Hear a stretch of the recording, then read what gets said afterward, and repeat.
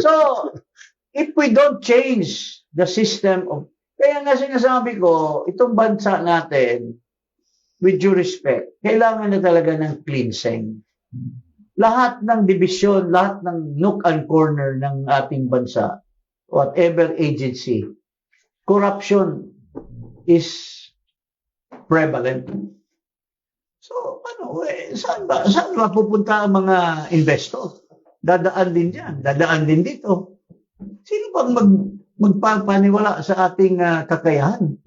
Kung every nook and corner is already invaded by corrupt people.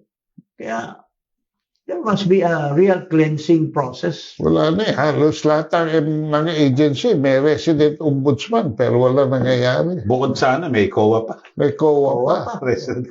Oh, Kasi yung mga bantay kasali na sila sa insertion. COA nga, tinanong doon, paano nabayaran yung ghost project eh? Hindi niya masagot eh.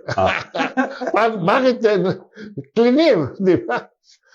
Kaya wala nang pag-asa. Wala na talaga. Okay sana kung... From the very top. Kung medyo matino pa yung Pangulo, at least, hindi naman natin ma-get rid entirely. But, kung ang Pangulo ay corrupt, pero sa sitwasyon... nagpipirma ng GAA, kasabwat niya yung mga nagkamada, di umano. Tapos, nirelease doon sa DPWH.